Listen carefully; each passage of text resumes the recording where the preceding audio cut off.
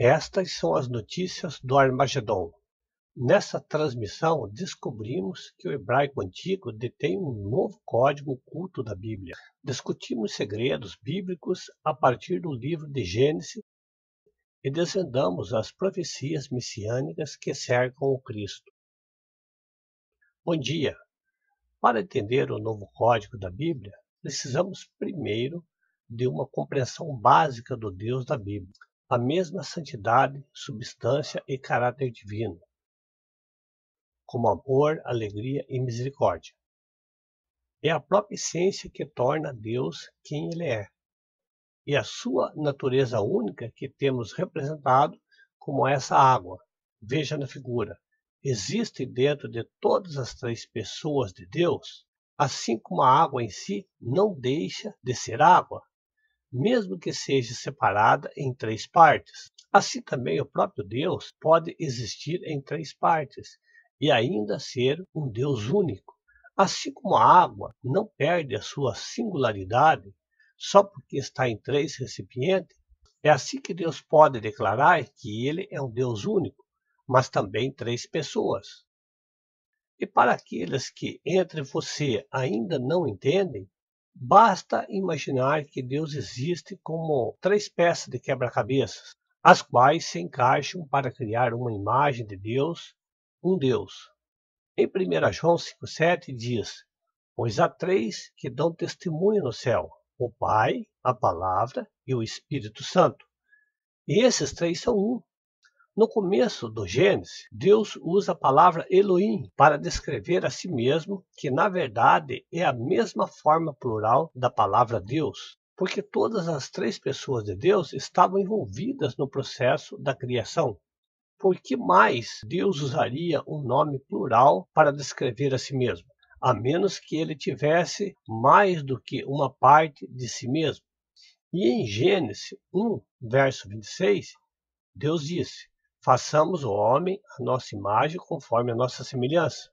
Alguns sustentam que Deus estava falando com os anjos quando ele disse nossa e nossa, mas a humanidade nunca foi feita à imagem dos anjos, mas apenas à imagem de Deus. Assim Deus não pode estar falando com os anjos dizendo façamos o homem à nossa imagem. É evidente que existe mais do que uma parte com Deus. E como este versículo mostra, Deus verdadeiramente fala com as outras partes de si mesmo, que é exatamente o que Jesus fez quando orou ao Pai. E Deus não fez um único ser, mas dois. Ele fez Adão e Eva. Mas para Eva ser como Deus, ele tinha que ser feito exatamente do mesmo DNA e carne de Adão. De fato, eles eram dois seres separados e ainda eles compartilhavam a mesma carne e sangue, porque Deus tirou uma costela de Adão para fazer Eva. Portanto, eles eram exatamente como Deus, o elo que ambos partilhavam a mesma carne, assim como o Pai compartilha a mesma essência ou carne com o Filho.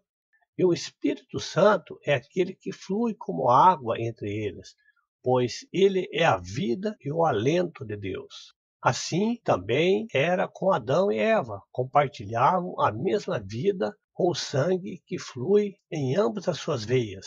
A Bíblia nos diz que a palavra de Deus sempre existiu com Deus.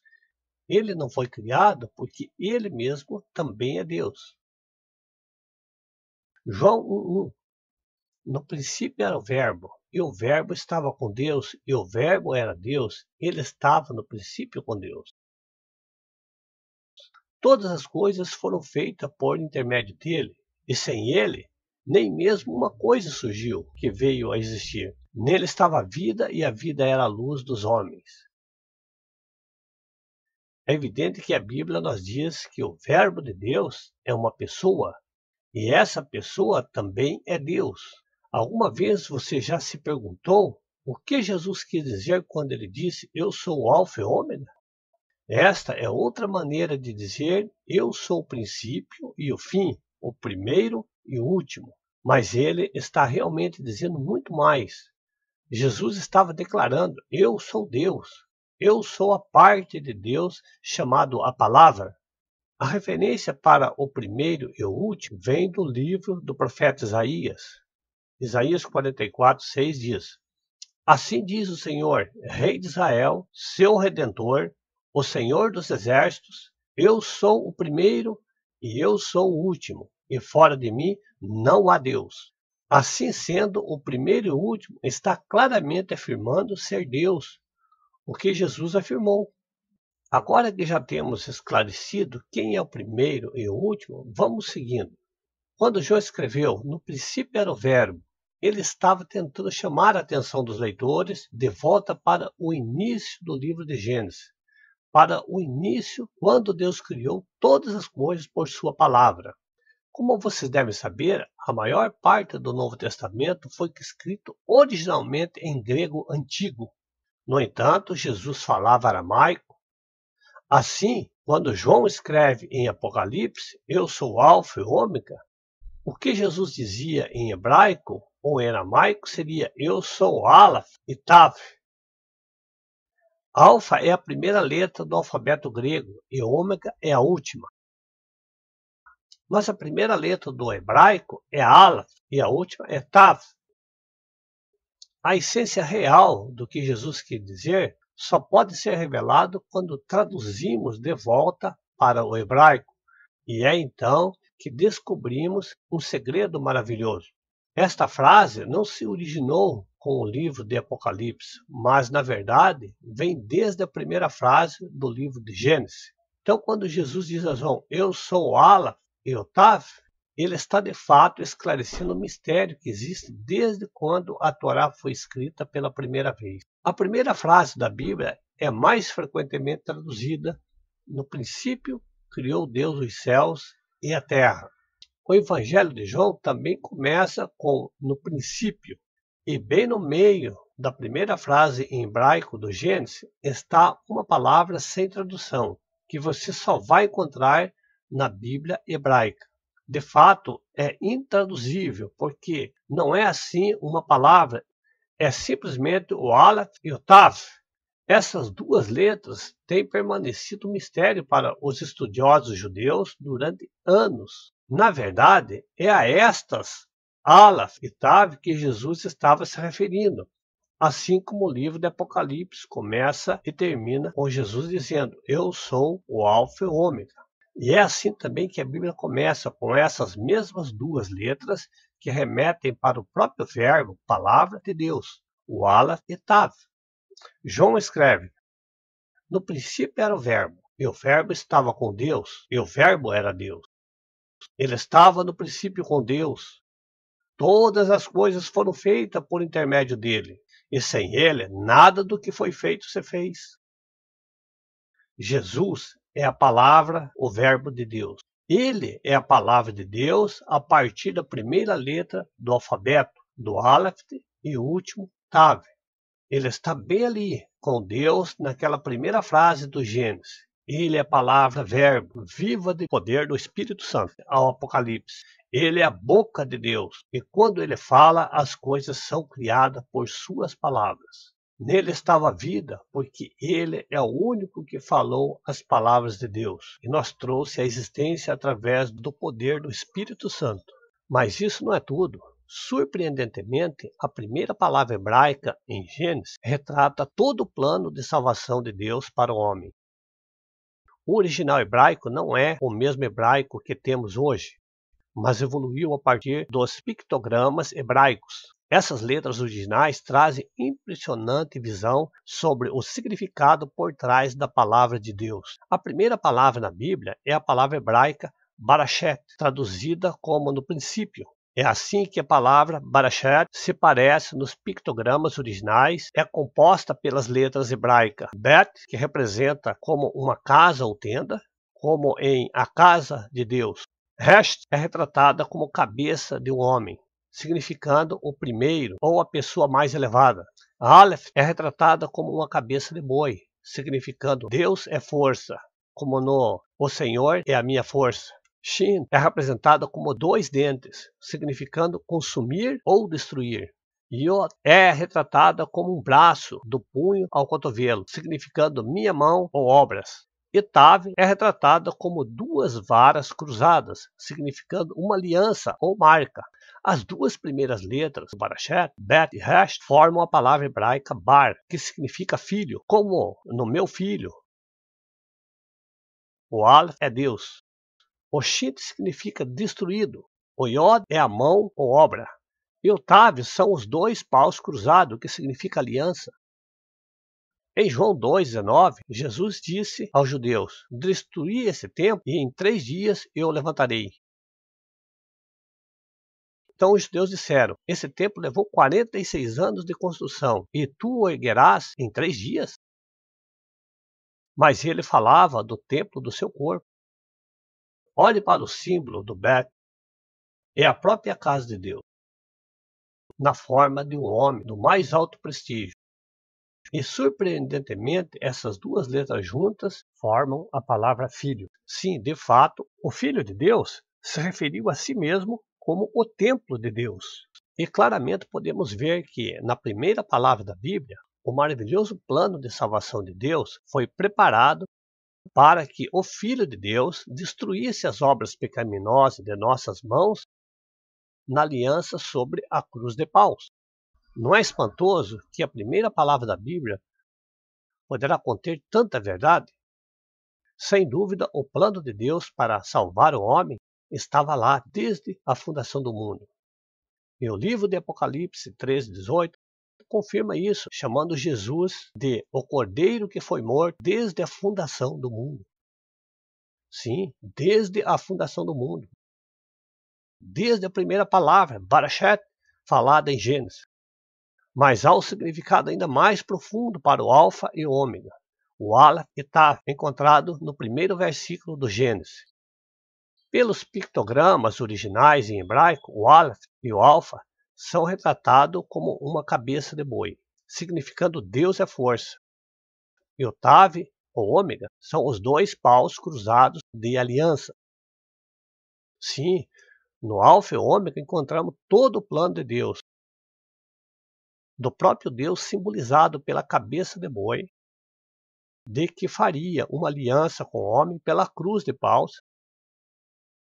Sim, meu amigo. Deus, o Verbo, palavra, se fez como um animal sacrificial, o boi ou cordeiro que foi morto como oferta pelo pecado, e ele foi colocado na cruz de paus. O Aleph e Tav, o primeiro e o último, retratam toda a história do Messias que Deus iria colocar o seu animal sacrificado, sua força, seu líder, o Messias, em uma cruz de madeira, como um sinal para marcar a sua aliança com o homem. É absolutamente espantoso que o hebraico antigo pudesse contar toda a história do Messias. E em 2 letras, e é claro que a cruz não era originalmente um símbolo romano, mas um símbolo hebraico que significaria aliança. Mas os judeus não saberiam disso, a menos que eles tivessem estudado a letra hebraica antiga, Tav. Quando Deus disse a Moisés para escrever o Aleph e Tav no livro de Gênesis, e disse ao profeta Isaías que ele era o primeiro e o último, o próprio Deus estava declarando: você vê esse Jesus? Ele é o Messias que vai morrer na cruz pelas obras pecaminosas de suas mãos. Ele é o Criador que estava no início. Ele é o animal sacrificial perfeito colocado na cruz de paus. Ele é a minha palavra. Ele é a minha aliança. Ele é a minha assinatura, o meu alfa e ômega. E ele é a sua salvação. Portanto, agora entendemos por que João escreveu: no princípio era o Verbo, e o Verbo estava com Deus, e o Verbo era Deus. Ele estava no princípio com Deus. Portanto, a Bíblia declara que sem aquele denominado o Verbo, palavra, nada teria vindo à existência. Pelo que a palavra é a parte de Deus que falou e tudo veio a ser. Em João 14:7, Filipe disse a Jesus: Senhor, mostra-nos o Pai, e isto é o suficiente para nós. Jesus disse: tenho estado com você por tanto tempo, e ainda assim você não me conhece, Filipe? Quem vê a mim, vê o Pai. Então, como você pode dizer, mostra-nos o Pai? Jesus declarou que vê-lo era o mesmo ver o Pai, porque o próprio Jesus é a imagem exata do Pai. Ao longo do Antigo Testamento, antes da sua encarnação, Jesus era chamado o braço do Senhor e sua destra. Salmo 118:15 diz: a mão direita do Senhor é exaltada, a destra do Senhor faz proezas. Em Jeremias 27:5 diz: eu fiz a terra, o homem e os animais que estão sobre a terra, pelo meu grande poder e o meu braço estendido. Como Deus fez o mundo? Por sua palavra. Então, quando ele diz que o criou por seu braço estendido, esse braço se refere à palavra de Deus. Pelo que a palavra de Deus é o seu poder e força. A palavra de Deus é o seu braço direito, e é pela sua palavra que ele cria. Agora, isto é onde fica interessante. Isaías 53 diz: quem creu em nossa pregação e a quem se manifestou o braço do Senhor? É revelado?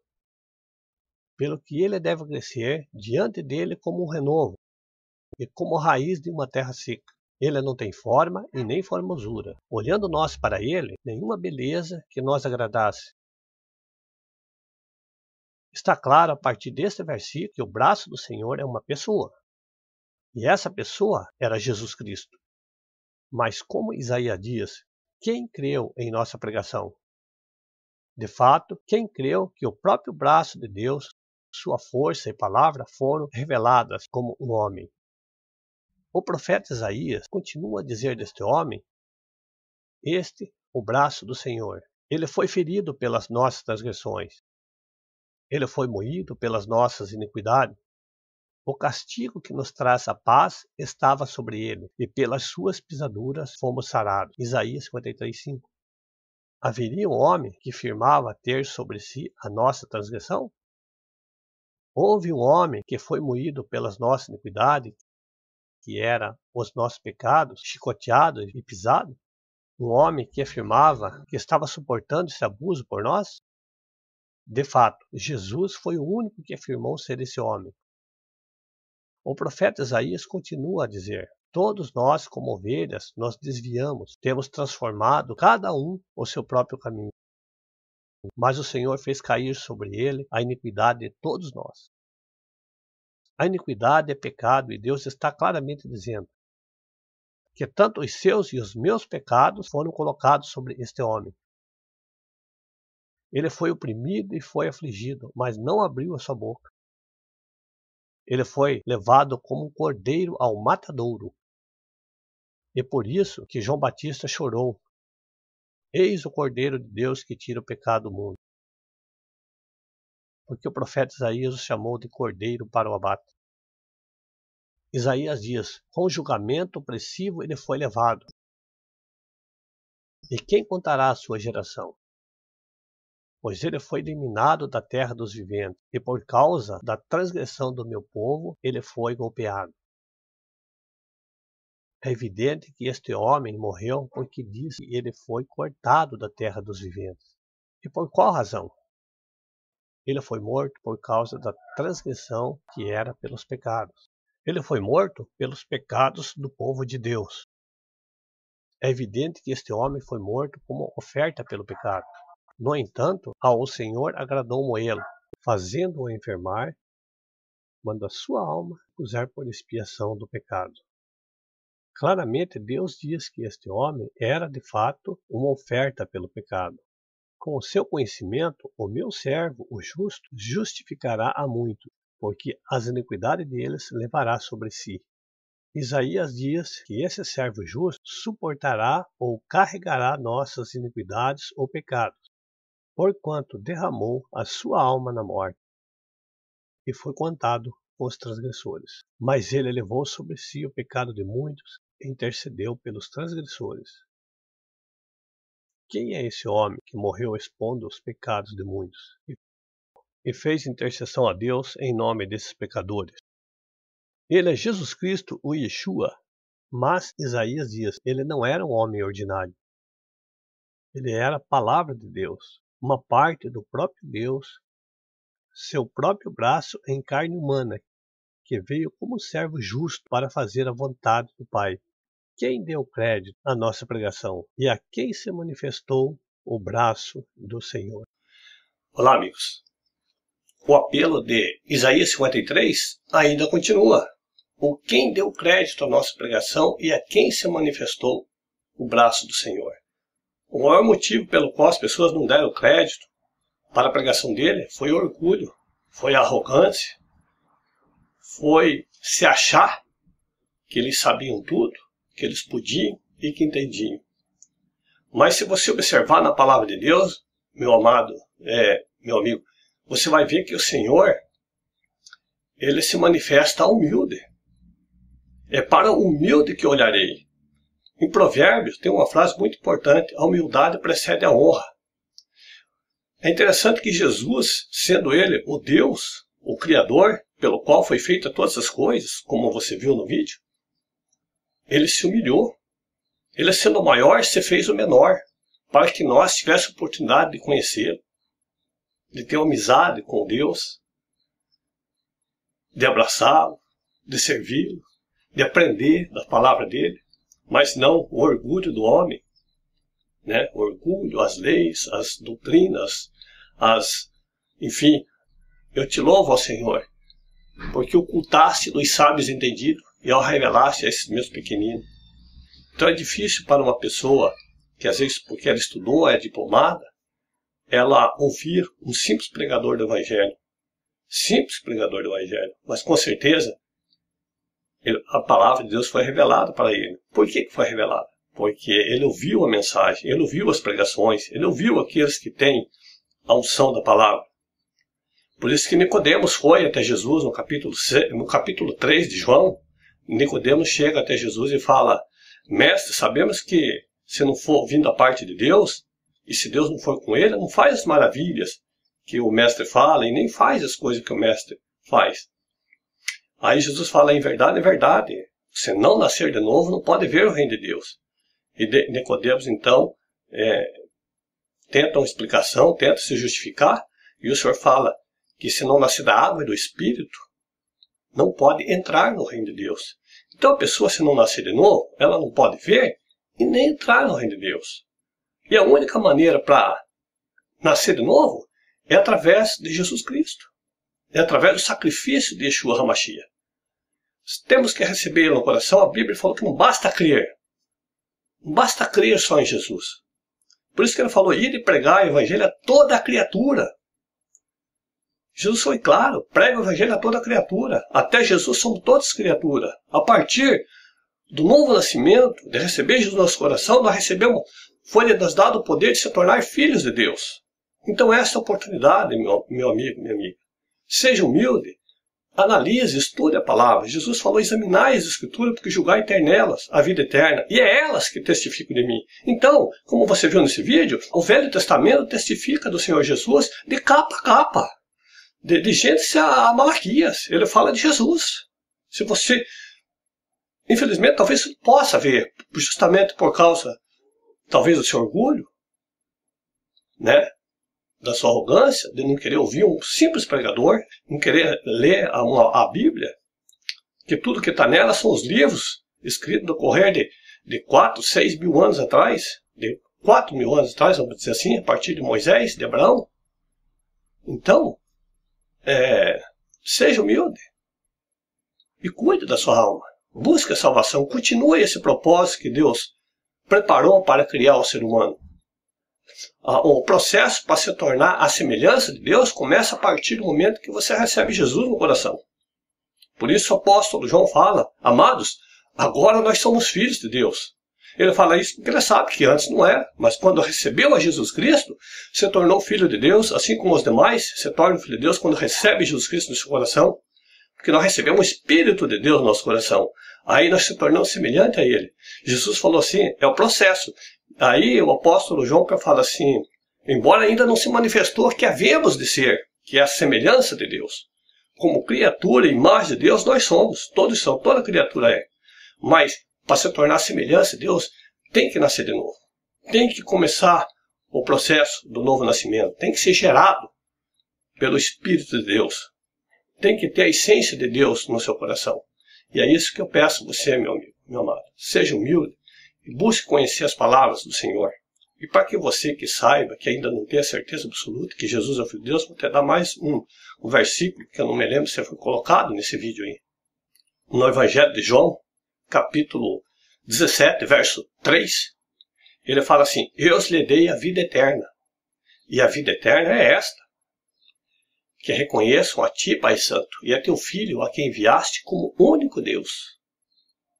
Então, Jesus e o Pai são um, como você viu no vídeo.